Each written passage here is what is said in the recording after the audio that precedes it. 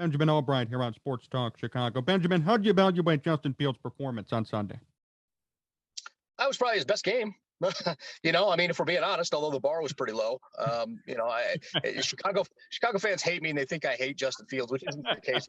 That's just not the case. And I'm not trying to do some PR spin because the Broncos took Pat Surtain. That's just ludicrous. The reality is I have to look at each one of these quarterbacks and evaluate them independently and objectively, and not as a fan. Like you people in Chicago are evaluating it as, I want this guy to grow into, whatever. I'm not looking at it like that. I'm looking at what is, and what is has not been particularly good. It's been a guy who processes the field too slowly, holds on to the ball too long. And to be fair to him, the supporting cast is not what he needs. The coaching staff is not very good. So I understand making those excuses for him, but I have to look at it in a vacuum and see about what is. And I have not seen franchise caliber quarterback. That big run was jaw dropping. Man, that was fun to watch. He had a real sexy pass early on in that game I was like, okay, now we're starting to see it. But the game has got to slow down for him, and it hasn't done that on a play-by-play basis yet. It might not. We'll see. But I'm gonna evaluate it fairly and objectively the entire time. And I will say that having seen Pat Surtain play and having seen Justin Fields play, I think the Broncos made the right choice, and I think the Bears made the right choice, and I'll leave it at that. What do you think's the culprit for Fields so far? Is this an issue with him? Is it a Matt Nagy issue? Who's more to blame for where he is right now?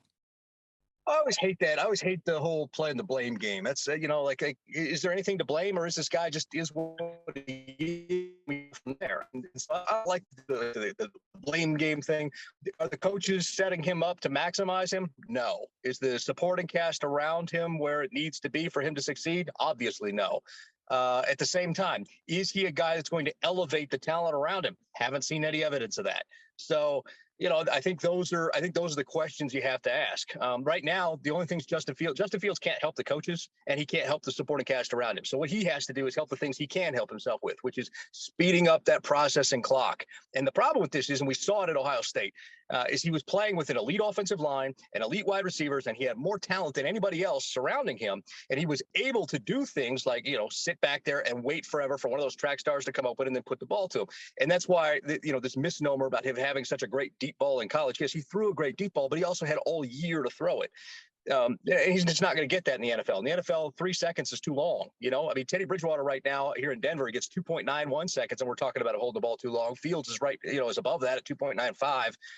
And then you get some of the worst in the league. I think Winston was over 3, but he had an incredible offensive line there in New Orleans. So, end of the day, I think that the best way to say this is, Justin Fields has some personal things that he needs to work on. He's got to do better at processing the field. He's got to do better at speeding things up. And if he can do that, well, then it won't matter that he's got a boat anchor of a coach and not enough talent around him. You think Matt Nagy's gone at the end of the year? 100%. Really? Why do you say that? Best way to say this. From my conversations with people, the Browns have already started doing background on potential replacements. So wait a minute, Matt Nagy and the Browns could be up? I'm sorry, the Bears. I'm sorry, the Bears. It's been one of those mornings. From my conversation, the Bears have already, not the Browns. The Bears have already started doing background on other on replacements.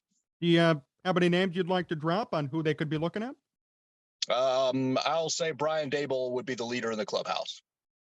What do you think that fit would be like here in Chicago? Would that be a good fit?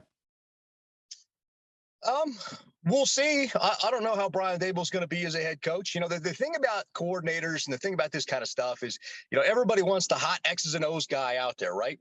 But being a head coach requires a completely different skill set. So oftentimes you don't want a tactician, and Chicago's a perfect example of this. All right, because Chicago has hired some of the great X's and O's guys, over the years. You go back and you look, Mark Trestman was an X's and O's guy, but he couldn't connect with players, and he lacked that CEO ability to be able to manage a football team. That's why his team was revolting on him in year 2.